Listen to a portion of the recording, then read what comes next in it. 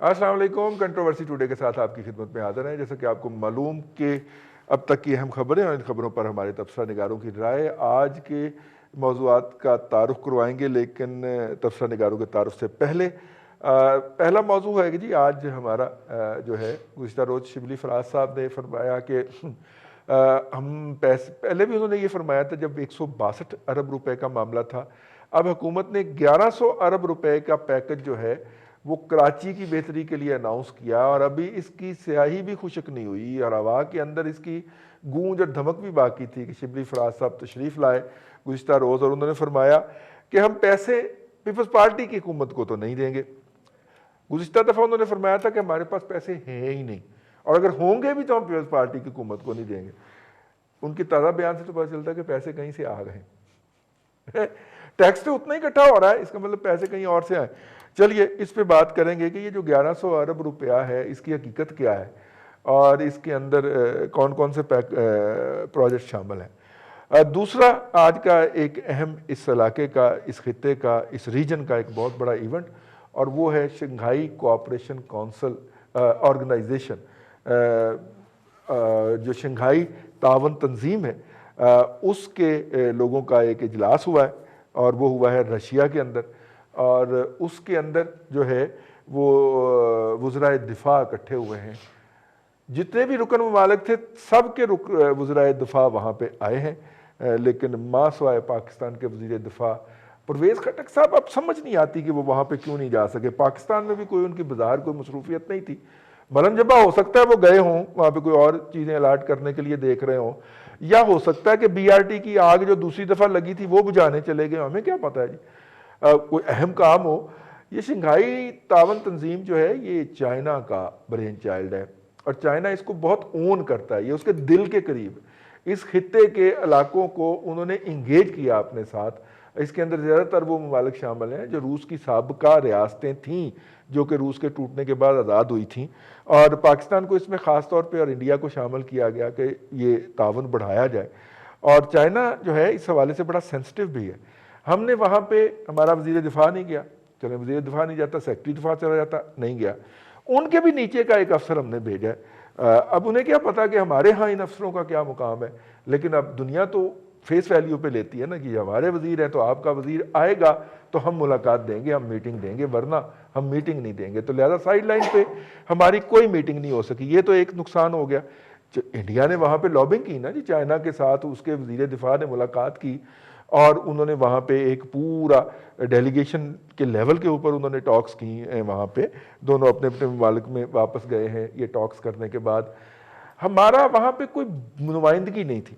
अब इसकी सेंसिटिविटी इसलिए भी बढ़ जाती है कि अभी कुछ दिन पहले चीन के सदर ने पाकिस्तान का दौरा जो है वो मुलतवी करने का ऐलान किया था, और उसके बाद हमने क्या आगे से रिएक्ट किया है कि जो चीन का सॉफ्ट वैली है हमने वहाँ पे हिट किया कि हम इस वक्त बंदा ही नहीं भेजा। अब शंघाई तावन तंजीम के रुकन ममालिक के वज़राए ख़ारजा का इजलास जो है वो अगले हफ्ते, इस हफ्ते यानी कि वीकेंड पे होना है। उसके अंदर जाने का ऐलान कर चुके हैं जनाब वज़ीर ख़ारजा शाह महमूद कुरैशी साहब, पीर साईं। तो अब देखते हैं कि पीर साईं जाते हैं और किस तराक से जाते हैं। अपना सैफुर रहमान साहब, ये भी तो हो सकता है कि पीर साईं ने कोई कार्रवाई करके तो इनको ना जाने दिया हो कि जब मैं वहाँ पे जाऊँ तो बड़े तम तराक के साथ खबरें मेरी बने हैं। यानी आपका मतलब ये भी तो हो दम चढ़ा। ये भी तो हो सकता है। आज का तीसरा मौजू जो है वो हम थोड़ा सा क्रिकेट पे भी बात करने की कोशिश करेंगे, लेकिन चलते हैं आज के मेहमानों की तरफ। मियाँ सैफुर रहमान साहब जी हमारे साथ तशरीफ़ रखते हैं, सीनियर सहाफ़ियों में, एडिटर्स में बल्कि आपका शुमार होता है, और हमारे भी एडिटर रह चुके हुए हैं। ठीक है, बड़ी मेहरबानी मियाँ साहब। और उनके साथ जनाब इरसलान रफ़ीक भट्टी साहब सीनियर सहाफ़ी हैं और हमारे ब्यूरो चीफ़ हैं दिन मीडिया ग्रुप के लाहौर के, और इस्लामाबाद से हमें ज्वाइन करेंगे जनाब मुमताज़ भट्टी साहब, आप हमारे इस्लामाबाद ब्यूरो चीफ़ हैं। और स्काइप पे आज जनाब हमें ज्वाइन किया है पाकिस्तान के इन्वेस्टिगेटिव जर्नलिस्ट के अंदर बड़ा मारूफ और मोतबर नाम है जनाब सैयद साबर शाह साहब। साबर शाह साहब जो हैं वो साबर शाह इन्वेस्टिगेट के नाम से अपना यूट्यूब चैनल भी चलाते हैं। शाह जी आजकल कोई वीडियो नहीं आ रही है आपकी ताज़ा तरीन, लगता है आप जो है उकता गए हैं बहुत जल्दी। लेकिन ये है कि हम तवक्को करते हैं कि इनकी नई वीडियोस आए उसके ऊपर और ज़्यादा से ज़्यादा हम उसको देखें। शाह साहब से भी शुरू कर लें। जी जी, बेहतर रहेगा। हाँ शाह साहब, ये जो पाकिस्तान के वज़ीर दिफा जो हैं वो नहीं जा सके, पाकिस्तान के अंदर भी उनकी कोई मसरूफियत नहीं थी, तो एक बिटर रिस्पॉन्स गया जी चाइना को। क्या हमने रिएक्ट किया कि चाइनीज सदर ने एन आखिरी वक्त में अपना दौरा मुलतवी किया, या साढ़े को हो गया कमजोरी नाल ही हो गया साढ़े को? भाई साहब, मैं ज़ाती तौर पे समझता हूँ कि पिछले दिनों जो सऊदी अरब के साथ कशीदगी हुई थी और उसमें शाह महमूद कुरैशी साहब पे इल्ज़ामात लगे थे और उन पे बर्डन पड़ा था, तो मेरा ख्याल है कि उनको चाइना ना भेजने का फ़ैसला शायद इसी सिलसिले की को कड़ी हो सके। जहाँ तक परवेज़ खटक साहब की बात है तो देखिए, बहुत आसान है टीवी पर बैठ के कहना कि ये बड़े अहम फोरम्स होते हैं, यहाँ पे हम वो लोग भेजें जिनकी बहुत ज़्यादा स्टडी है सब्जेक्ट्स के ऊपर। हाउएवर, मैं मुतमईन हूँ कि जहाँ तक शंघाई इस तंजीम का ताल्लुक है, ये this is a base covered by us already. China की बहुत ज़्यादा इन्वेस्टमेंट पाकिस्तान में हुई है और होने जा रही है। जियो स्ट्रैटेजिक हमारे इंटरेस्ट बड़े कॉमन और तगड़े हैं। ग्वादर पोर्ट की चाइना को बहुत ज़्यादा ज़रूरत है, हमें किराया चाहिए। तो मैं समझता हूँ कि ये कोई फ़िक्रमंदी की बात नहीं है। अलबत्ता इंडिया और चाइना का जो मुलाकात जिस पे बहुत ज़्यादा शोर हुआ है, अब देखिए तो इंडिया के अखबारात कुछ और बोल रहे हैं, चाइना के अखबारात कुछ और कह रहे हैं।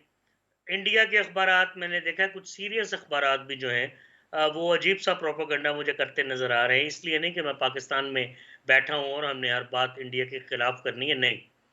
उन्होंने प्रोपेगेंडा की हद कर दी, जबकि चाइना के अखबारात ने ये यहाँ तक कहा कि हमने इनको कहा था इंडिया वालों को कि जनाब आप दरअंदाजी ना करें, हमारे इलाके में मत आएँ, इनको वार्निंग्स दी। जब ये नहीं बाज आए तो फिर हमने रिएक्ट किया। तो इंडिया की मेरे ख्याल है काफ़ी ठुकाई हुई है सब चाइना के हाथों, और 1962 की इनकी जो जंग है उसमें इबरतनाक जो शिकस्त हुई है, इन दो ममालिक के ताल्लुकात तो किसी सूरत बेहतर हो ही नहीं सकते। इनके भी ताल्लुकात का हाल पाकिस्तान और इंडिया के ताल्लुकात जैसा है। सो ये कुदरत ने कुछ हमारे यहाँ बेहतरियाँ की हैं। मसलन हमारे चाइना से ताल्लुकात बहुत अच्छे हैं। चलिए, नीड बेस्ड ही सही, लेकिन पिछले 73 साल से चल रहे हैं। फिर अल्लाह का शुक्र है कि आपके सामने अभी तक कोरोना की जो वबा है, हैरत अंगेज़ तौर पे हम काबू पाने में कामयाब हो गए हैं। ज़िंदगी जो है वो रवां-दवां है। वरना खुदा न ख़ास्ता पाकिस्तान जैसे मुल्कों में जहाँ अवाम भी ताउन नहीं करती, सुनती नहीं, अगर यहाँ ये फैल जाती तो ना आप इसको कंट्रोल कर सकते थे, दुनिया में कोई भी नहीं कर सका। आपके बिज़नेस तबाह हो जाने थे, छोटे-छोटे बिज़नेस हैं यहाँ पर। लोगों को बेरोज़गारी के बहुत ज़्यादा सामना करना पड़ना था, आगे ही हाल बहुत बुरा है।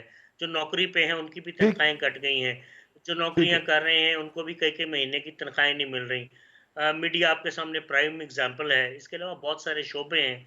कई शोबे ऐसे हैं जिनमें लोगों की नौकरी बच गई, लेकिन 4-4 5-5 साल तरक्की होने का चांस नहीं है।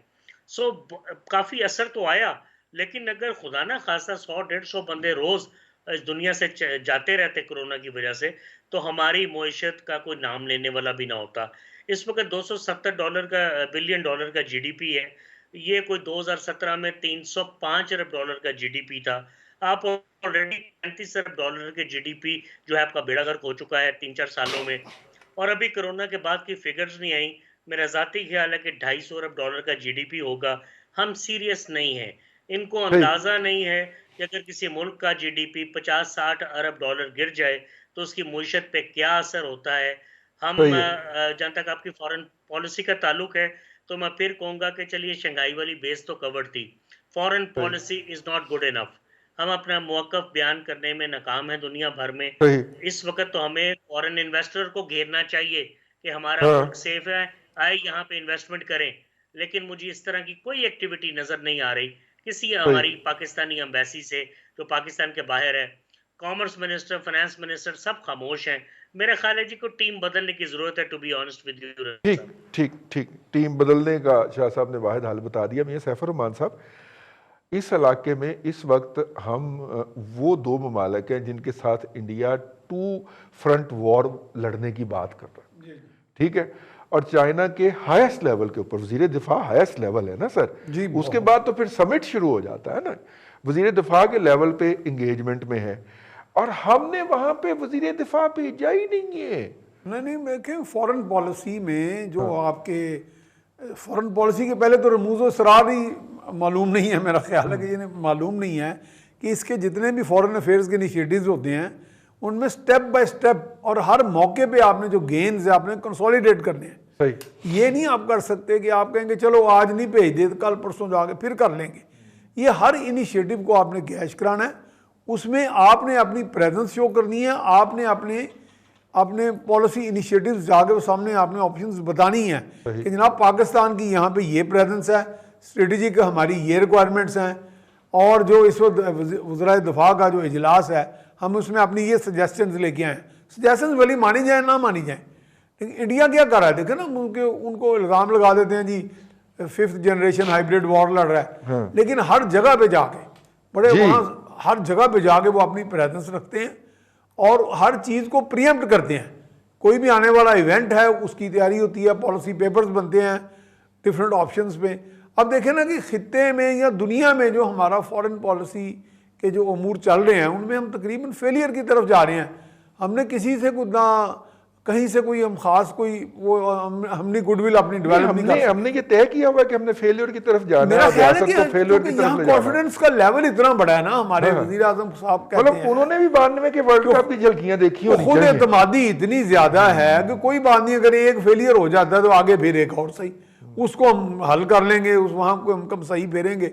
पहुंचोगे तो आपके पास एक चीन की दोस्ती है, भले चले इक्तसादी तावन है, भले उनकी अपनी शराइत पे सही, कोई ना कोई शराइत तो होती हैं, कहीं से भी आप को वर्ल्ड बैंक से लेते हैं, किसी मगरब से लेते हैं, अमेरिका से लेते हैं, शराइत तो आप पहले भी मानते आ रहे थे।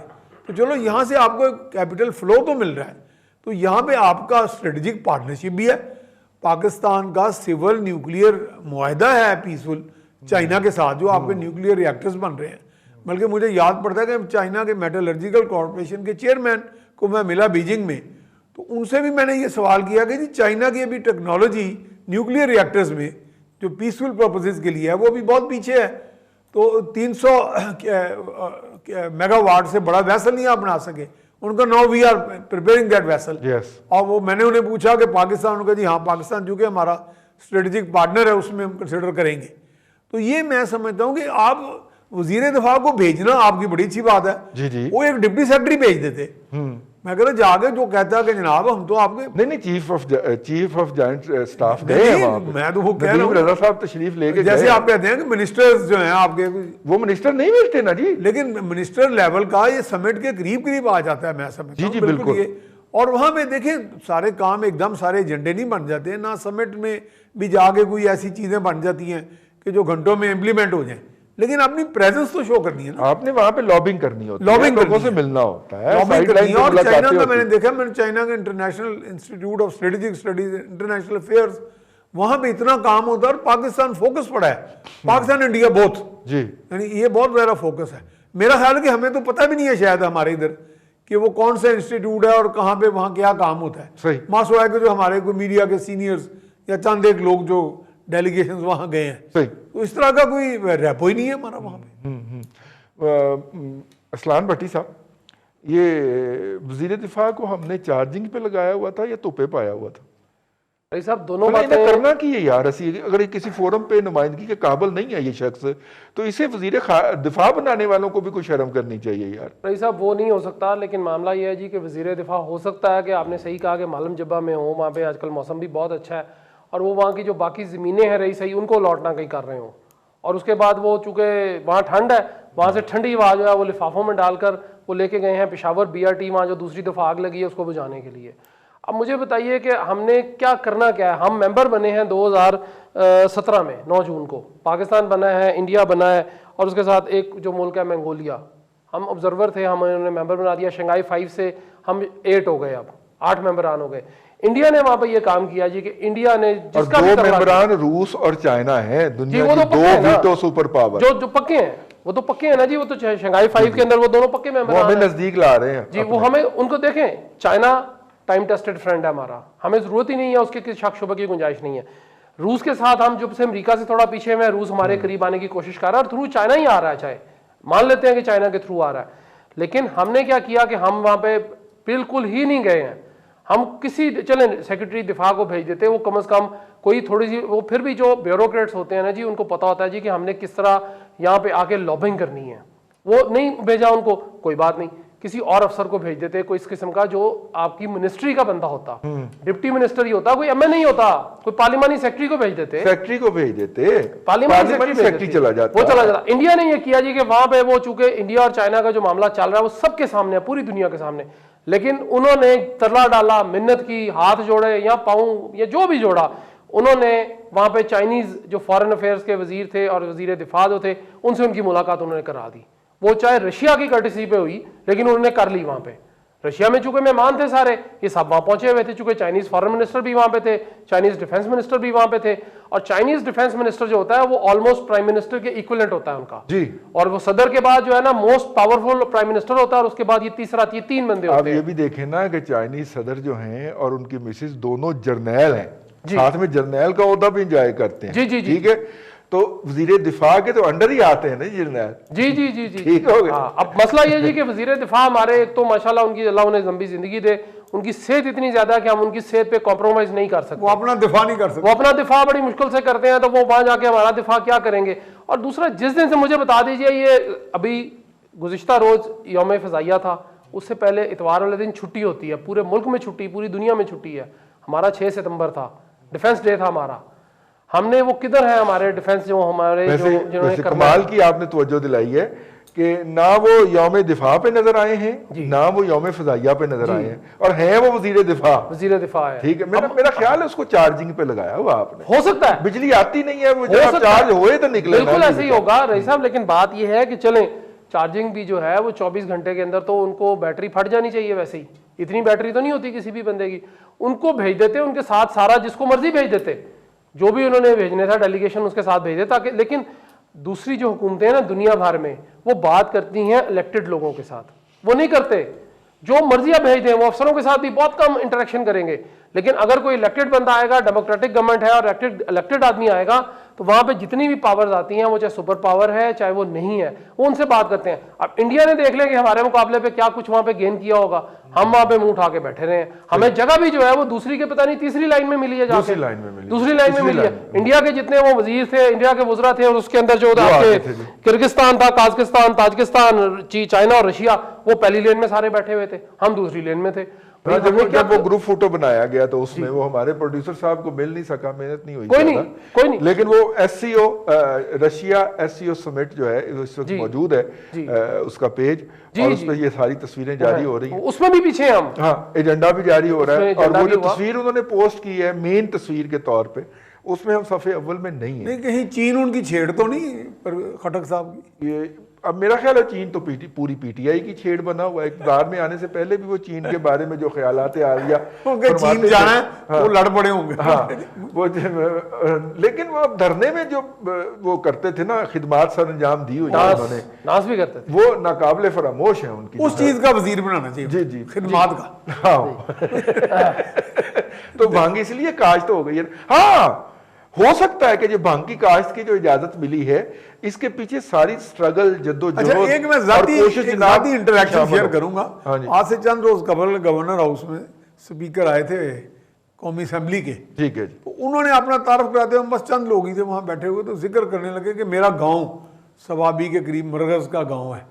तो मैंने गैर रस्मी तौर पर उन्होंने पूछा जी कि मैं उस गाँव में आज से कोई 30-35 साल कबल विजिट किया था एक दोस्त के साथ, बारात लेके गया था, तो वो नहीं, वो कहने, मैंने कहा जी वहां जो मैंने चीज देखी, वो पोस्त की काश्त बहुत थी वहां पे, वो कुछ मासूम थोड़े से जरा, मतलब थोड़े घबरा से गए। अगर मैं आपको डिफेंसिव पे नहीं डाल रहा, लेकिन वो कहने जी अब बैन है वो, यानी पोस्ट की काश्त वहां बहुत बड़े खेत थे। आप अगर कहते ना तंबाकू की काश्त बहुत होती है, तो वो इससे ज्यादा घबराते हैं, आपको निकाल के आते गवर्नर हाउस से बाहर, क्योंकि 70 अरब रुपए की टैक्स एवेजन है तंबाकू के ऊपर।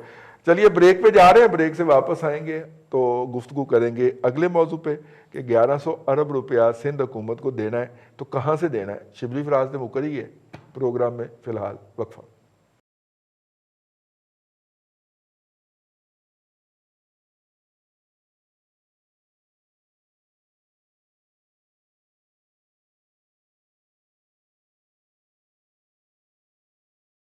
Welcome back. कंट्रोवर्सी टुडे के अंदर आपको खुशामदीद कहते हैं।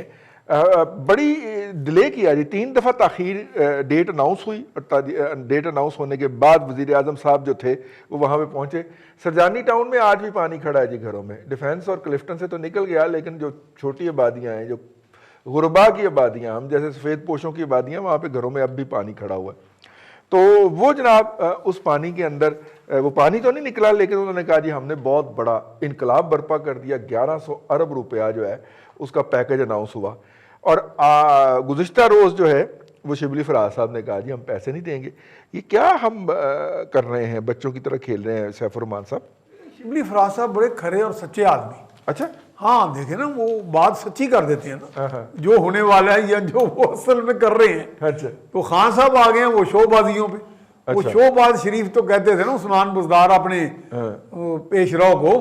तो अब मेरा ख्याल है कि शोबाज खान आ गए हैं अब, बस वो पॉलिटिकल गिमिक्री में आ गए हैं और वो समझ रहे हैं कि मेरा चूंकि रीजन फॉर एग्जिस्टेंस ये है ही नहीं, ठीक है, सच्चा रहना या यू टर्न ना लेना मुझे कोई फर्क नहीं पड़ता। वैसे आपस की बात है कि उस्मान बुज़दार आपने जिक्र किया, तो वो कितने के अहम आदमी हैं कि इमरान खान ने नैब का इतनी बड़ी आर्म ट्विस्टिंग की है कि जो नैब में वादा माफ दुआ बना था जाके ब्यूरोक्रेट, उसी के खिलाफ मुकदमा दर्ज होने लगा है कि उसने नाजायज लाइसेंस जारी किया। आप अंदाजा फरमाएं। वो उनका असल में रूहानी टच है ना, उनके को रूहानी कनेक्शन है। ठीक है, तो वो फिर कहीं ना कहीं जहां का रूहानी टच है ना, पाक पतन शरीफ का, पाक पतन शरीफ को साहिवाल से जाएं, आरफवाला से जाएं, दीपालपुर से जाएं, मंचनाबाद से आए, ये 4 सड़कें थी, 5वीं एक बहावल नगर से भी आए। ये 5 सड़कों पे कोई टॉल नहीं था। लेकिन बाबा जी जो हैं उनके साथ या उनके मिलने वालों के साथ सुथरी यूं हुई है कि पीटीआई की हुकूमत ने 500 रोड के ऊपर टॉल प्लाजे बना दिए। नहीं वो तो फिर, लेकिन पीटीआई की हुकूमत जब से आई है वो फिर मांगने का सिलसिला जो है वो तो फिर हर जगह है। मुझे याद पड़ता है इलाके में बनाए ना हो बाबा जी को। मैं भी आपकी तरह कोई रेडियो प्रोग्राम करता रहा हूँ और बहुत अरसा किए। मैंने उन्हें कहा कि यार, आपने मुझे भी कई दफा जी, मैंने उन्हें अकाउंटेंट को कहा कि यार वो मुझे जो आपने इतना टैक्स काटा है, तो वो टैक्स कोई कम काटना था विद होल्डिंग, तो पहले आप कम काट देते। उन्होंने कहा जी वो जब से ये हुकूमत आई उन्होंने वो डबल कर दिया है। यानी पहले वो जो रूल आयत थी ना थोड़ी बहुत कि जी 60+ एज में, तो वो कर लेते थे कि 11% की बजाय 10% की बजाय 5% ले लेते। अच्छा अच्छा, लेकिन वो कहते हैं कि जी आप वो नहीं, आप वो मांगने का सिलसिला नहीं, चूंकि कि होर ले आओ, होर ले आओ, मांगने का नहीं, छीनने का भी शामिल, छीनने का भी। तो ये मेरा ख्याल है कि जो आप बात कर रहे थे ना 1100 अरब वाली, ये मुझे लग रहा है कि अब पॉलिटिकल गिमिक्री एक स्टाइल बन गया है इस गवर्नमेंट का, जो अंदर से समझ रही है कि मसाइल तो हल होने नहीं और हमने जाना भी नहीं, क्योंकि हमें लोगों ने तो आगे सर, लोग तो बिल्कुल मुर्दा हो गए ना जी, बस मुर्दगी छा गई है। ये ऐसे ही है जैसे किसी को 10 डंडे गरीब आदमी को मारे, वो 11वां बर्दाश्त करने की सकत ही नहीं रखता। वो बजाय, हाँ वो बजाय एजिटेट करे, उठ के कहे उसका गला पकड़ ले हुक्मरान का, या जाके तहरीक चलाए। अब इनको ये सारी सीएडी है कि तहरीक तो चलनी कोई नहीं और तब्दीली जो है वो इस तरह आनी नहीं। तो जो तब्दीली के लाने वाले मराकज़ हैं वहाँ पे आप तो जो रखें, बाकी किसी को खसमा न खाए, कोई 1100 लभदा है, कोई 11 रुपये लभदे ने, पानी से डूबता है, मरता है, जो भी है। ठीक, अंदरूनी खाना वो कन्विंस है कि मसाइल आसानी से हल नहीं होने, मसाइल आसानी से हल नहीं खानी है, तो इस तरह लगे रहो, या कम अज कम हमारे बस की बात नहीं है ये मसाइल हल करना। मेरा ख्याल ये उनको ये इदराक है, इदराक हो गया। ठीक है, बट अपना शाह साहब, आप इकोनॉमिक्स के बहुत बड़े जर्नलिस्ट हैं और माजी में भी रहे हैं, और कराची की क्या हैसियत है पूरे मुल्क की इकॉनमी के लिए आपसे बेहतर कोई नहीं जानता। अब उसको जो 1100 अरब रुपया हमने देने का ऐलान किया है, उसकी अभी स्याही भी खुश्क नहीं हुई और 24 घंटे में ही वज़ीर इत्तलात जो हैं वो वफाकी हुकूमत के तर्जुमान होते हैं। वो फरमाते हैं कि जनाब पीपल्स पार्टी को तो हम पैसे नहीं देंगे।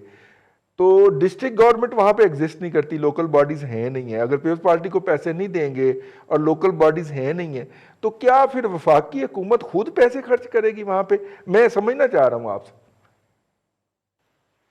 अच्छा रजी साहब, मैं चाहता हूँ कि आप मेरे साथ मिलके थोड़ी सी सिंपल कैलकुलेशन करें।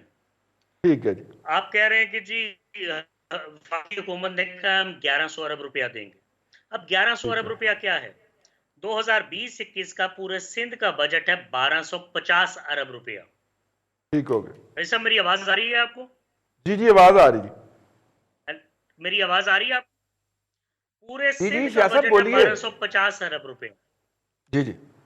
अगर जनरल मुशर्रफ का दौर जो 2008 में खत्म हुआ, उसके बाद इन 12 सालों को आप स्टडी करें तो इसमें प्रेडोमिनेटली बल्कि मुकम्मल तौर पर पीपल्स पार्टी की गवर्नमेंट रही।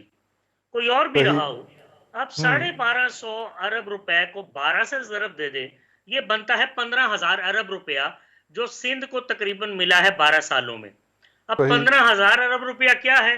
ये है 88 अरब dollar, 88 billion dollars and plus.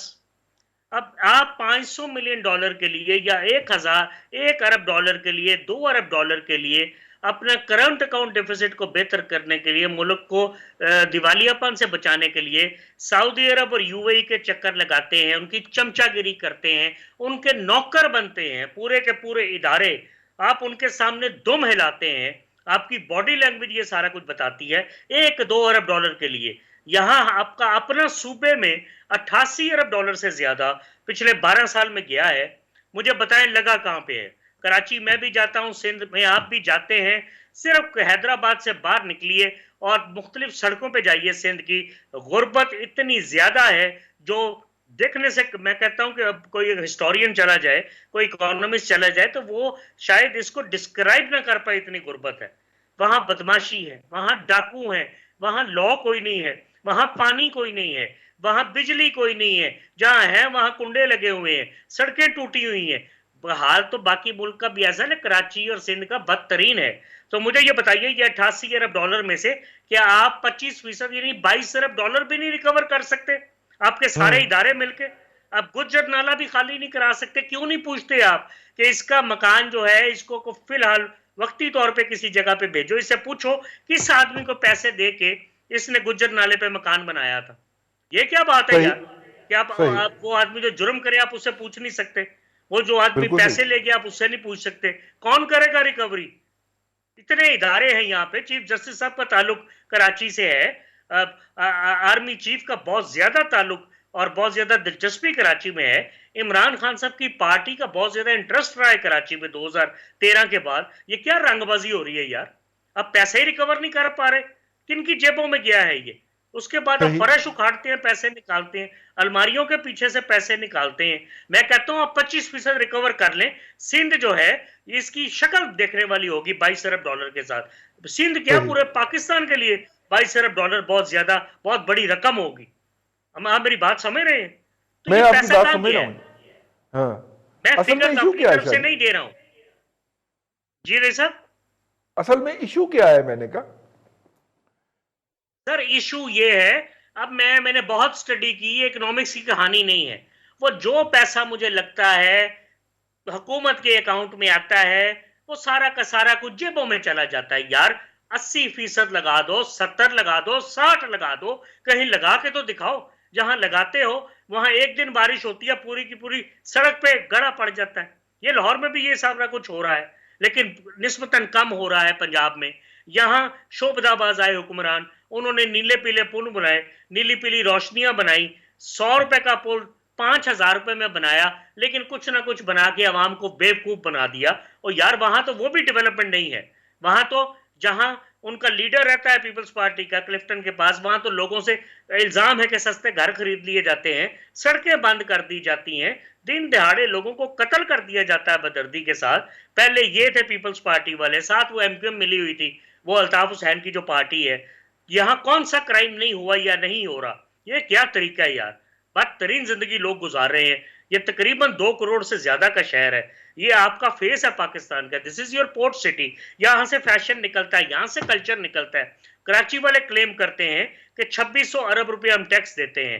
भाई वो टैक्स, मैं ये कहता हूं आपको कि 2600 अरब कराची में कलेक्ट होता है, ये जनरेट करता है। इस 2600 अरब में पंजाब की इंडस्ट्रीज का भी हिस्सा है, लेकिन वो एक ऐसा प्रोपेगेंडा कर देते हैं कि अच्छा भला इकोनॉमिक्स जानने वाला आदमी भी बेवकूफ बन जाता है। It is a revenue collection centre.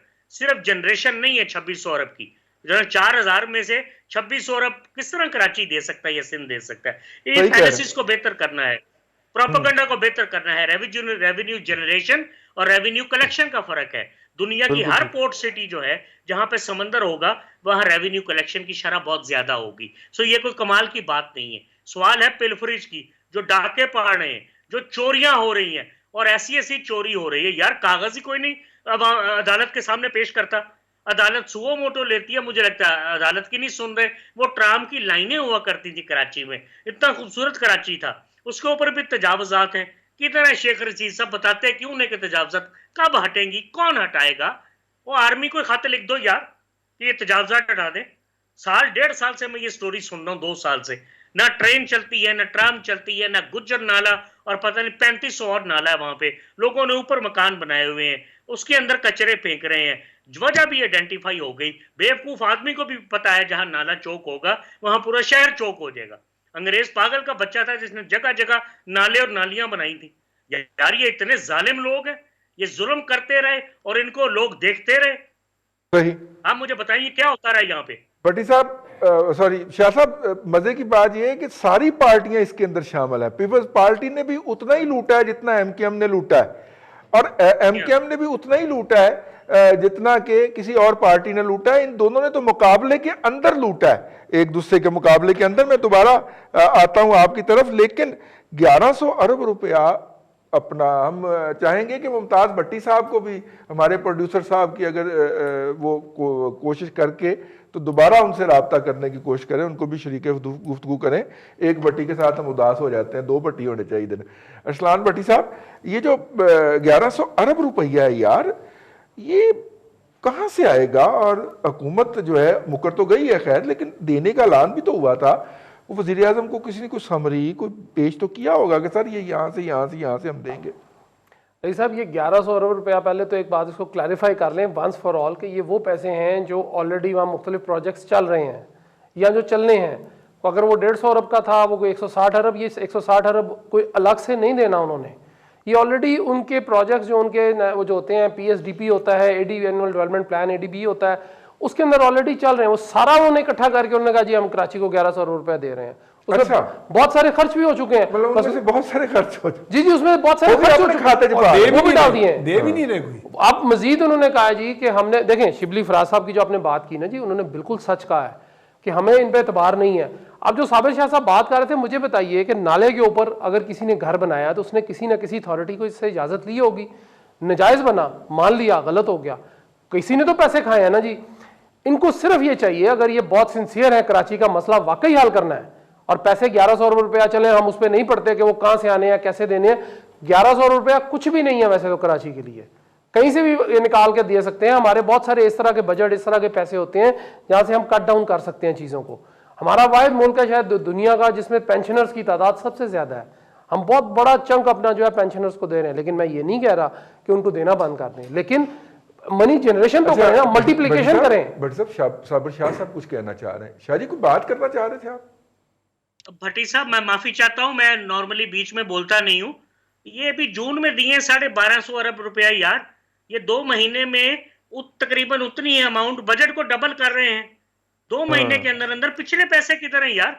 इसका मतलब है कि नए प्रोजेक्ट होंगे, और वो कौन से प्रोजेक्ट हैं? क्या उनका हाल भी पिछले वाला होगा? आपका मेरे ख्याल इल्म मुझसे ज्यादा है, आप जरा वजाहत कीजिए। ठीक। उसमें यह जी कि जो शाह साहब पहले जो नाला ऑलरेडी अप्रूव था ना जी कि इसके हमने नाला बनाना है, वो सारा वो पैसे आधे लग गए। 100 उसमें से अगर एक वो 10 अरब का प्रोजेक्ट था, तो अगर उसमें से 6 अरब लग गए हैं तो 4 अरब रोक लिए इन्होंने कि जी नहीं बस इतना ही होगा। अब वो 4 अरब इस 1100 में उन्होंने ऐड कर दिया, और वो 6 अरब भी ऐड कर दिया है। मामला बिल्कुल दुरुस्त आपने निशानदेही किया कि तजावजात हैं। जितनी जमातें भी थी, मैं किसी का नाम नहीं ले रहा, जितनी जमातें भी बरसर इक़्तिदार आई, चाहे वो शहरी हुकूमत थी, वो सूबाई हुकूमतें थी, या जो भी थी, उन्होंने इस बेदर्दी से इसको नोचा है, इस शहर को, कि उसका इतना बेड़ा गर्क किया। अगर कराची जो रोशनी का शहर था, वहां पे लाइट नहीं है। कराची में आपको नौकरी मिलती थी, वहां नौकरियां नहीं मिल रही हैं। पाकिस्तान स्टील का हाल हमारे सामने। आप किस चीज पे बजट, किस चीज पे लगाना चाहते हैं? आप अगर डायरेक्ट लगाना चाहते हैं, जिस तरह शिबली फराज साहब ने फरमाया है कि हम डायरेक्ट बजटिंग करेंगे, हम हो सकता है डायरेक्ट प्रोजेक्ट्स, फाकी हुकूमत उसको वो लीडरशिप लेगी या ओनरशिप लेगी, और हम उसको हैंड ओवर कर देंगे बना के प्रोविंशियल गवर्नमेंट को, इसमें कोई हर्ज नहीं है। लेकिन ये जो पैसे सारा 1100 अरब रुपया है, ये सारे के सारे वही पैसे हैं जो ऑलरेडी इन्होंने वक्तन फवक्तन उनमें से कुछ हिस्सा दे चुके हैं और वो लग भी चुका है। जो बाकी रोके हैं वो भी ऐड हो गया। 160 अरब तो एक हफ्ता पहले इन्होंने कहा था जी कि हम देते हैं, वो किधर गया 160 अरब? वो तो नहीं गया, उसमें भी यही मामला आया। अब कराची का जो मामला है उसमें यही मसले हैं कि कुछ हमारे जो है इदारे, फाकी इदारे वहां पे गए, उन्होंने एनडीएमए जैसे गया, उसने वो गुजर नाले साफ करना था, उसने आधा साफ किया, बारिश आ गई, वो बन गया। आपसे नहीं हो रहा, मान लिया, आप फौज को इन्वॉल्व कर ले, कोई मसला नहीं है, उसके आगे कौन ठहरेगा जी? कोई भी नहीं ठहरेगा। ठीक है भट्टी साहब, मैं यहीं से बात उठाना चाह रहा हूँ जी। मियां सैफुर रहमान साहब, हमने इस पूरे मामले में उस अदारे को शामिल किया है जिसने 15 दिन के लिए 2 वक्त बुसे हुए चावल और 1 केला दे के कहा था कि ये मरीज जो है 15 दिन में इस पे 25 लाख रुपया खर्च हो गया, और किसी माई के लाल की जुर्रत नहीं है कि वो कह सके भाईजान ये आप क्या फरमा रहे हैं, और 25 लाख रुपया पर बंदा वो उन्होंने चार्ज कर लिया था। तो इसका मतलब ये है जिस पे 25 रुपये भी खर्च नहीं आने चाहिए असूली तौर पे, क्योंकि शादी हालों में जो चावल फेंके जाते हैं, भूस जाते हैं, हाँ। वो अगले दिन आके उन बेचारों मरीजों को दिए जाते थे। तो इसलिए हम कहते हैं कि चलें जी, जिस पे 2500 रुपया भी खर्च नहीं होना चाहिए था, उन्होंने 25 लाख कौम की गर्दन के ऊपर बकायदा नाखून रख के वसूल किया था। अब आप उसको इन्वॉल्व कर रहे हैं यार, आप तो इसका मतलब है कराची को किसी और के आगे डालना चाह रहे हैं। शाह साहब को बात करना चाह रहे हैं। शाह जी यार, एक तो ये है कि गुजारिश ये है कि चीज को समझने की जरूरत है। ये कोई अकाउंटिंग गिमिकरी नहीं है, ये this is not an accounting maze. Government has announced some new initiatives, और उन न्यू इनिशिएटिव्स के लिए उन्होंने ये नहीं कहा कि हम यहाँ से पैसा लेंगे, उन्होंने कोई लंबी चौड़ी बड़क मार दी है कि हम अपनी जेब से 1100 रुपए देंगे, 1100 अरब। और दूसरी बात यह है कि यह पूछने वाला सवाल है कि आप क्या इस्लामाबाद से संदूकों में पैसे लेके जाएंगे वहां पे लगाने के लिए? No, you will have to route और channelise the money through the Sindh government somehow कि वो प्रोजेक्ट्स के ऊपर लगे। तो मशीनरी तो वही है, लोग तो वही हैं। और दूसरा, अभी ये इसका ट्विटर के ऊपर गालिबन एक छोटा सा प्रोपेगेंडा चल रहा है, मुमकिन ये सच हो, और ये शिबली फराज साहब को कोट कर रहे हैं कि ये इन्होंने अनाउंस किया है कि फेडरल गवर्नमेंट ने सुप्रीम कोर्ट को कहा है कि जी वो जो मलिक रियाज से पैसे लिए थे वो हमें दिए जाए ताकि हम सिंध पे लगाएं। सो अगर ये है तो 500 अरब रुपए का तो हिसाब किताब उन्होंने यहाँ से कर लिया है। सो ये जहन में रखें कि अभी तक तो वो पैसे का सोर्स भी नहीं बता रहे। ये चेक करने की जरूरत है। जो मैं आपको कह रहा हूँ, ये किसी ने ट्वीट किया है अभी कि उन्होंने कहा है कि जी ये मलिक रियाज के जो पैसे हैं ये हमें हम सिंध पे लगाएं, जो मलिक रियाज से आपने लिए हैं। इसको भी प्लीज चेक कर लीजिए। और आखिरी बात जो मैं आपको करना चाह रहा हूं, अपने दोस्तों का टाइम लेकर मैं उनसे माफी चाहता हूं, वो ये है कि वही लोग हैं, वही डीएनए है, वही सिस्टम है, वही सारा कुछ। और भाई पैसे बर्बाद ना करो, पिछले पैसों की रिकवरी करो। ये 100 अरब डॉलर से ज्यादा मकरूज मुल्क है, हजारों अरब रुपया इसने डोमेस्टिक बोरोविंग की हुई है पाकिस्तान ने। यार क्यों बेड़ा गर्क कर रहे हो मुल्क का? किसको बेवकूफ बना रहे हो यार? गुजर नाला साफ इसमें बड़ी अच्छी बात शाह साहब ने की, और आपने जो बात की थी, देखें उसमें जो बुनियादी फ़र्क हमारे यहाँ चल रहा है कि आपके यहाँ एहतसाब के भी 2-3 मतवाजी सिस्टम चल रहे हैं, बैन बैन। यानी एक जगह पे बाकायदा आप पेपरा रूल्स अप्लाई करते हैं और बेड़ा गर्क कर देते हैं टेंडरिंग तक और चीज़ों का, यानी कि टाइम लैप्स भी हो जाता है और उसमें बहुत लेदे होती है, इरेगुलरिटीज़ भी होते हैं, पहले फिर बाद में रिकनसाइल होते हैं ऑडिटर जनरल के, और बहुत से मामला होते हैं। कहीं कहीं पे कुछ आपके यहाँ ऐसे ग्रे एरियाज़ हैं या कुछ ऐसे आप कहते हैं नो गो एरियाज़ हैं जहाँ पे ऑडिट का नो गो एरिया कह सकते हैं। वहाँ पे ना पेपरा रूल अप्लाई कर रहे हैं, और वहाँ पे ये कुछ हो रहा है कि भूसा अगर चावल भी दे दिया गया 25 लगे हैं, अगर 50 कह दिए गए हैं, तो उसकी कोई बज़ाहिर इस तरह की, जिस तरह शाह साहब पॉइंट आउट कर रहे हैं, उसकी कोई शफाफ किस्म की अकाउंटेबिलिटी, एहतसाब, इंटरनल एंड एक्सटर्नल ऑडिट कोई नहीं है। तो ये चीज़ें जब तक ये एक यकसा पैरे पे नहीं आएंगी सारी, सही, तो तब तक आप ये चीज़ों इस तरह के मामला होते रहेंगे कि कहीं पे एहतसाब है और कहीं पे कोई एहतसाब नहीं। बिल्कुल सही। कहीं पे पावर जो है वो लीवर्स ऑफ पावर जो है वो इस्तेमाल हो रहे हैं और आप जवाबदेह नहीं है। तो ये चूँकि ये है कि हमने एक फैसला करना है कि मुल्क के अंदर सबसे बड़ी supreme authority people of Pakistan है। आप माजी में चले जाएं, जब जमहूरियतों की इब्तदा हुई, भले वो झूठी हो सच्ची हो, ठीक, एथेंस आ जाता है, ग्रीस आ जाता है, in the name of the people of Athens, यानी नाम हमेशा पीपल का ही लिया जाता। तो अब तो हमारे यहाँ नाम भी नहीं लिया जाता, in the name of the people. तो ये है कि जो पीपल हैं वो कहाँ पे खड़े हैं, वाकई लोग कहाँ खड़े हैं। लोग तो नालों की सफाइयाँ या ये, वाकई एक बहुत गरीब आदमी है, सारी जिंदगी की लाइफ लॉन्ग सेविंग है, वो जाके उसको एक छोटा सा 3 मरले की कुछ जगह मिलती है, वो कहता है भले इधर ही लगा दूं मैं। उसको अगर कोई रेगुलेट करने वाला होगा या आगे जाके कोई माफिया नहीं बैठा होगा तो वो वहाँ 3 मरले की बजाय कहीं और जगह लगा देगा। तो ये तो नहीं है कि आप फ्री फॉर ऑल कर दें और आज़ादी से आप सारे काम होते जाएं और बाद में फिर आप भुगतें, वो अब आपसे संभाला नहीं जा रहा। बिल्कुल सही, बिल्कुल सही। अरसलान भट्टी साहब, या तो इस हुकूमत का दावा जो होता है वो फितरत पलटा देती है, कुदरत पलटा के इनके मुंह पे मारती है, या ये खुद यू टर्न ले लेते हैं। आप उन्होंने देखा ना, वज़ीर आज़म साहब ने फरमाया कि हमारी इकॉनमी जो है वो बेहतरी की तरफ जा रही है और 20% डिक्लाइन जो है वो अगस्त में आ गया। आपकी एक्सपोर्ट में जो सितंबर में डाटा आया है, आपकी एक्सपोर्ट्स जो हैं वो 20% कम हुई हैं, और एक्सपोर्ट्स ही कम नहीं हुई, इंपोर्ट्स भी कम हुई हैं। अब आप ये अंदाजा करें, इसका मतलब है जो शाह साहब ने फरमाया कि इकॉनमी फर्दर सुकड़ाव की तरफ जा रही है। इकॉनमी फर्दर सुकड़ाव का मतलब है मजीद बेरोजगारी, मजीद लॉ एंड ऑर्डर और मजीद जिसे कहना चाहिए जॉब्स कट। भाई साहब, एक बात पहले वो शाह साहब ने की कि जी वो उसमें मलिक रियाज साहब से कोई पैसे लिए गए हैं, वो तो माजी में हमने सुना था जी कि वो शायद नवाज शरीफ के जमा हो गए हैं। फिर उस पर बात आई कि नहीं जी वो तो डैम जो बन रहा है हमारा उधर चले जाएंगे। अगर तो ये वही 500-600 अरब रुपया है तो उसको देख लें पहले कि उसको लगा 460 अरब रुपया, 400 चले 460, ये चले 500 कर लें, 40 बढ़ा देते हैं, किस्तों में देना था जी, ठीक है ना। हाँ। अब वो असल पैसा वो आया किधर से, आ गया, कितना आया और वो लगना किधर है। हाँ। क्या इसके अंदर शामिल करना है, आया भी कि नहीं, ये नहीं वही ना जी, आया ही नहीं, वो पता नहीं डैम पे लगना है, पता नहीं वो नवाज शरीफ साहब ने दिया पैसा, पता नहीं साथ ले गए, क्या किसने, कोई पता नहीं जी, हमें तो नहीं पता। और दूसरी बात जो आपने एक्सपोर्ट और इंपोर्ट्स की है और वो जो यू टर्न वाली बात की, देखें बात ये है कि हम कुदरत से नहीं लड़ सकते, हम उतना ही दावा करें जितनी इंसान में सकत है, सही, या उसकी पावर्स हैं, या उसमें हौसला है, या उसकी हिम्मत है। अब आपने हिम्मत से बड़े कामों में हाथ डालेंगे तो आप 6 मन की बोरी रजी साहब अपनी कमर पे नहीं उठा सकते। मैं मन की नहीं उठा, है ना, आप किलोस की उठा लेंगे, 2, 10, 20, 50 किलो शायद उठा लें, मन की उठा लें, या 20, 25, 30 किलो तक चले जाएं, उसके बाद आप थक जाएंगे या आपकी कमर का पटाखा बोल जाएगा। इस गवर्नमेंट के साथ अलमिया ये है, और जो इसको लाने वाले हैं उनके साथ अलमिया ये है कि उनको पता है जी कि इससे बेवकूफ़ लोग हमें नहीं मिल रहे हैं, हम इन्हीं के साथ काम चलाते रहेंगे, इसी तनख्वाह पे हमें कोई पूछने वाला नहीं है, तो चलाते जाएं। अब खान साहब हैं या आपके वजीर वो जो आबी वसाइल हैं, कोई माली वसाइल है, पता नहीं कौन कौन से इतने वजीर, अब तो नाम भी इनके याद नहीं रहते, इतनी लंबी कैबिनेट है इनकी। उसमें इंपोर्ट उन्होंने कहा जी कि हम कम करेंगे, एक्सपोर्ट बढ़ाएंगे। आप एक्सपोर्ट किस तरह बढ़ाएंगे कि आपने बिजली इतनी महंगी कर दी है कि वो एक कारखानादार की पहुंच से बाहर हो गई है। लोगों के जो बिल पिछले साल इन्हीं दिनों में 17,000 था, वो 27,000 मेरे अपने घर का बिल उसी तरह आया है। उतना ही बिल मैंने यूनिट्स इस्तेमाल किए हैं, 5, 7, 10 यूनिट का फर्क हो सकता है, लेकिन मेरे को 200 यूनिट का फर्क नहीं आ गया।